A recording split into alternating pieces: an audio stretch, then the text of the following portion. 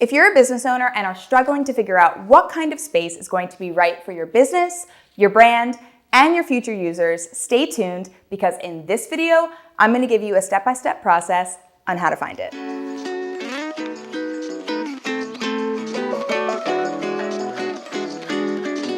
Hello there, my name is KLSY and I am the founder and creative director of KLSY, a full-service interior design firm specializing in commercial spaces for small and boutique-style businesses. Today, we're going to discuss what it takes to find the perfect space for your future business or design project. If you're new to our channel, be sure to hit the subscribe button for more interior design-related content.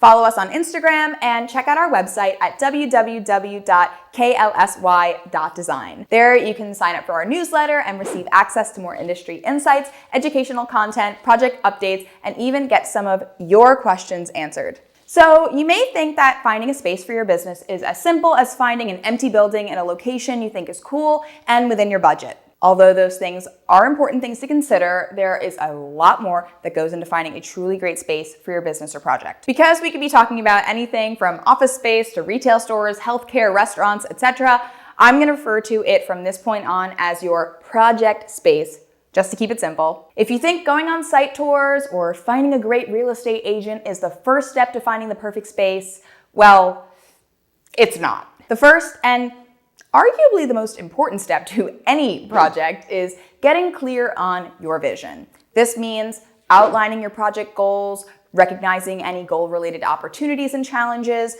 and doing research about the potential space users. I won't be going too deep into this step in this particular video because there is so much to talk about, but if you're interested in potentially me making an entire video on this topic in the future, let me know down in the comments below. You know what they say, it's all about location, location, location. But why is location important? Because the area or neighborhood your project space is located in will ultimately determine what type of clientele you will be attracting. The reason for your particular location should be based upon a few things. First, does the user group you are attracting frequently visit this area, or would they be interested in traveling to this area to visit you? Simply put, are your target users coming here? Let's take retail business as an example. Let's say you're opening a boutique clothing store for young women in New York City. A neighborhood you may want to look for space in is Soho. Soho is a well-known shopping district and a highly desirable place for businesses, both large chains and small boutiques, especially businesses targeting both young and higher-end shoppers. Being in this high-traffic area where your ideal clientele is actively coming to seek stores to purchase clothing from makes it even more likely that they will walk into your business upon passing. Second, is there a specific need for your business or service in this area? A pharmacy or some other kind of medical facility would be a good example of this. Are you looking to open a new pharmacy in a neighborhood that is currently lacking that service? Or are there already 10 pharmacies in a 1-mile radius? A lack of the needed service would attract people in your direct area to your business, rather than them having to decide between your business and 10 other competitors. Third, does it make sense in the context of the types of spaces and businesses surrounding it? You probably wouldn't want to build a new residential building in the middle of a highly commercial neighborhood, unless of course there was a very specific need for it, and vice versa. If you're a stock or financial company, you wouldn't be searching for space in a residential area either. You'd probably want to be on or near Wall Street like all the other financial firms. Understand that cost will always be a factor in the location you select. Sometimes the best location is out of your budget range. Therefore, a decision is needed to be made between the best location or the amount of square footage needed. Which of those two is more important to the success of your project or business?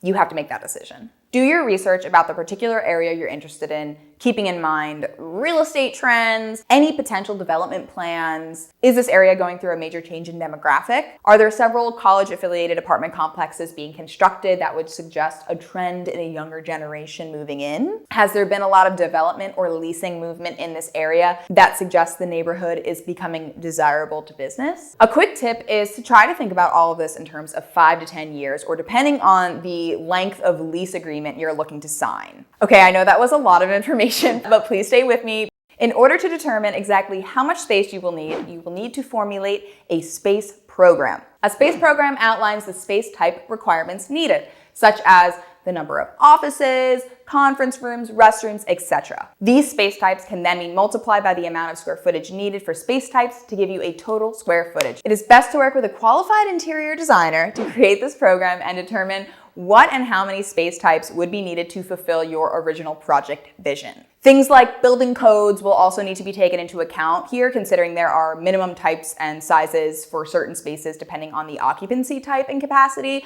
such as restrooms, and an interior designer can assist with all of that. Once you have a complete program and knowledge about the location you'd like to look in, it's now time to engage a broker or real estate agent to assist with your search. Agents and brokers are literally the ones engaging in the leasing transactions for a living, so they're a great resource for gaining insights on leasing and location trends. It's helpful to invite your interior designer on these site tours, as they're the ones that have the knowledge about your space from completing your project program already. Designers are professionally trained in space planning and user flow, so they're also able to better recognize the opportunities and challenges associated with the layouts of each space, and therefore guide you in making the right decision on whether or not this is a good space for your project. When you find a space you like, do not simply sign on the dotted lines. Know that everything is negotiable, so never take the initial lease as the final word. There are several things that can and should be negotiated with your potential landlord and building management. Some of these include price and lease length are probably the most obvious things to consider, but some tenants do not negotiate them. If you've done your research about the area and recent lease transactions, you'll have the upper hand on knowing what your space is worth per square foot. And have a conversation with your landlord about the business you will be starting here. The type of business may impact the length of lease you want to have, along with the fact that this might be your first endeavor leasing a space or not. Let's say you sign your lease. Obviously, your new landlord is going to want you to start paying them ASAP. I mean, yeah, because every month that the space sits vacant, he or she loses money. But you know that you have 3 months of construction ahead of you before the space is even usable. Your occupancy date and your payment start date are things that can always be negotiated to account for this. Think of it as a grace period while construction is ongoing. Although the landlord will not be profiting off of those vacant months, construction is a way of the tenant saying, we are investing in our space and we plan on being here a long time. It may be easier to negotiate this term if you're signing a longer lease, such as a 10-year lease, but it's always an option. For him, in the long run, 3 months of free rent during construction may be worth it for a guaranteed 10 years of rent. A common negotiation term used between landlords and potential tenants is a tenant improvement allowance, or a TIA. A TIA is an amount of money given to the tenant from the landlord to make improvements on the space. This money can be used to help pay for the design and construction of your new space. But keep in mind that the landlord might negotiate with you to use the money on something specific, such as improving the restrooms or putting in a new floor, something that could be there for a long time. You may not be able to use that money to pay for all of your fancy furniture, but something is always better than nothing. And it's a great incentive to convince new tenants to move in and helps tenants with the upfront overhead cost of designing and constructing a new space. It's a win-win. Once you have successfully found and selected a space, congratulations, you've completed your first step in moving your project from an idea into real life. One last thing to note, the design process is never a linear one, and many first-time clients realize that the design process takes much longer to complete than expected. Engaging an interior designer during these early stages of site searching allows the designer to become familiar with your project and the potential space, and even begin the design process while you're in negotiations. Not only saving you time, but also saving you money.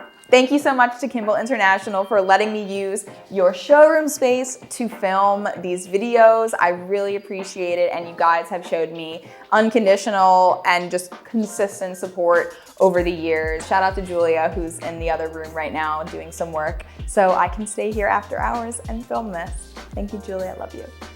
Thank you so much for watching. Again, be sure to subscribe for more videos like this, and I'll see you next time.